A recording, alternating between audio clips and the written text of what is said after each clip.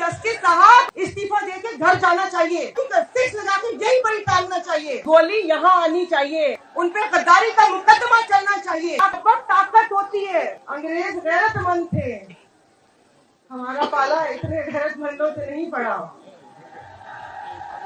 बिस्मिल्लाहिर्रहमानिर्रहीम। अस्सलाम वालेकुम नाज़रीन इकराम, पहले आप ये वीडियो देखिए फिर इस पर डिटेल में बात करते हैं। आप भी क्यों खामोश बैठे हो? जो मैं यहाँ पर अभी सांगड़ का हाल देखकर आई हूँ, और स्पेशली पीर साहब जो जमायत के साथ वहां पर जुल्म है कि जमायती के इलाकों में कि जो कि तमाम सहूलतें वो लगता है कि एक इलाके एरिया दूसरा है और जहां जमात बसती है वो कोई दूसरा प्यारा है।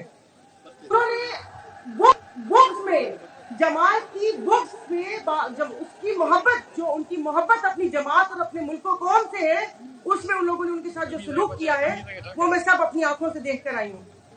तो मेरा कि ये मैं आप सब मीडिया कवरेज कर रहे हैं और ये जो यहाँ पर नारे कि जो मुल्क के लिए कि ये उन सोए हुओं को जगा दे खुदा के लिए।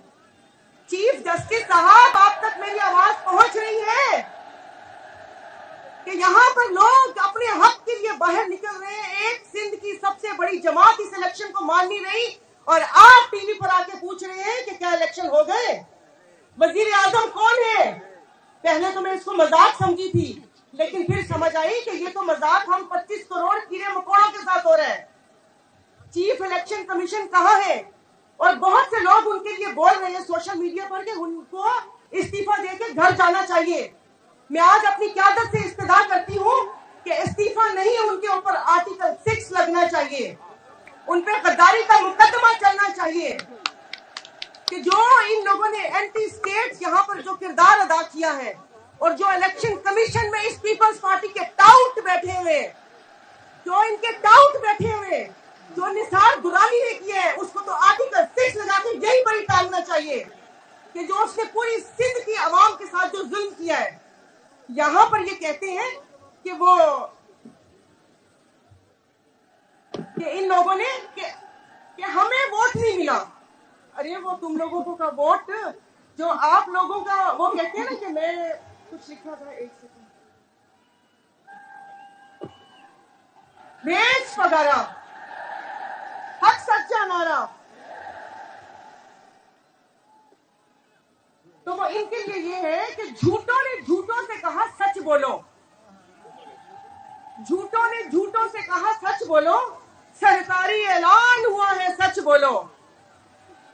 घर के अंदर झूठों की एक मंडी है, घर के अंदर झूठों की एक मंडी है और दरवाजे पर लिखा है कि सच बोलो। तो कल एक प्रेस कॉन्फ्रेंस हुई जिसमें कहा गया कि पीर साहब या जीडीए के फोरम का इस्तेमाल किया गया है। तो मैं यहाँ पर कहना चाह रही हूँ अपने बीबी के फर्जंद मोहतरम बिलावल भुट्टो साहब से कि बिलावल भुट्टो साहब आंखें खोलें कि आपकी पार्टी को यरगमाल बना लिया है 4 लोगों ने। यहाँ सिंध में 4 लोगों ने आपकी पार्टी को यरगमाल बनाया हुआ है कि वो 4-5 लोग किस तरीके से सिंध पे हुकूमत कर रहे हैं, चाहे वो सिंध की सेहत का मामला हो।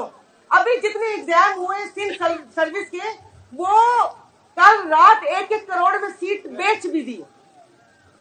यहाँ पर सिंधियों का सौदा, क्या वो तालीम हो, क्या सेहत हो? कि ये सुनने वाले सुने कि वो पंजाबी में कहते हैं कि अपनी चरफ मंजी थल्ले डांग फेरो, अपने घर में देखो कि आपके घर में चोर कौन है कि जिन्होंने सिंध की आवाम के साथ ऐसा किया है, और ये अकेले जिस नहीं कर सकते। मुझे माफ कर दीजिएगा कि ये मैं बात कर रही हूँ कि ये यहाँ पर सिर्फ एक ट्रेलर है। अगर सिंध का हक वापस नहीं किया गया तो जहां पर मुक़द्दर हल्के बैठते हैं, ये अगला एहतजाज वहां पर भी हो सकता है। सिंध की आवाम अगर फिरंगियों को भिगा के अपने सिंध को आजाद करवा सकती है, तो ये मुट्ठी भर जमात, वो कह रहे हैं कि सब खाने वालों की जमात के P P P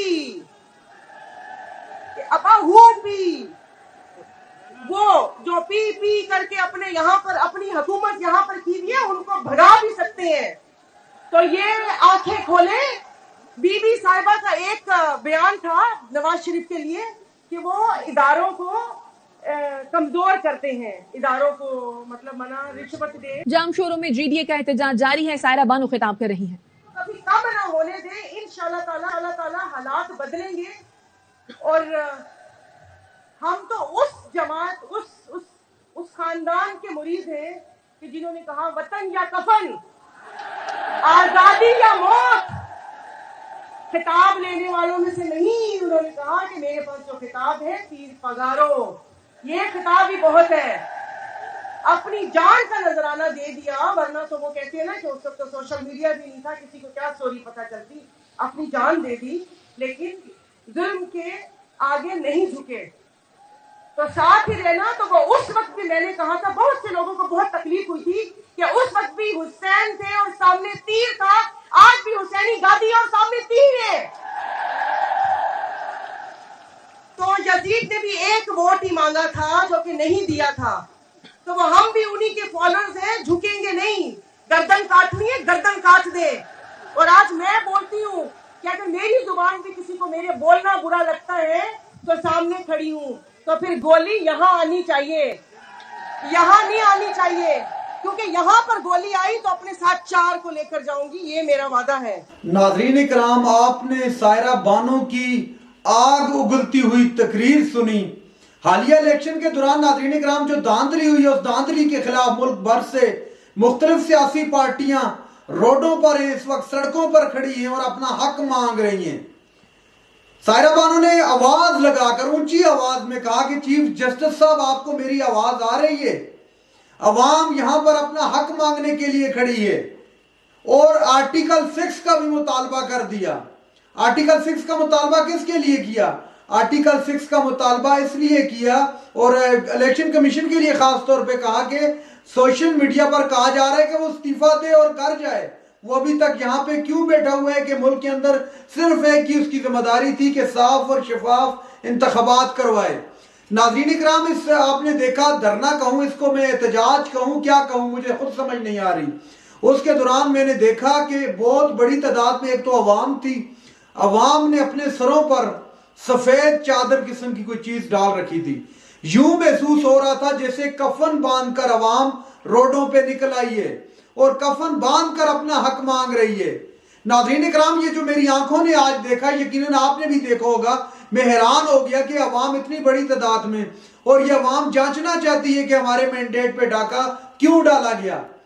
Saira Bano और इस तरह की बहुत सारी ऐसी सियासी पार्टियां हैं। नाज़रीन इकराम, ये थी आज की हमारी वीडियो। चैनल पर जो नए, चैनल को सब्सक्राइब कर लें। अगली वीडियो तक के लिए अल्लाह हाफिज।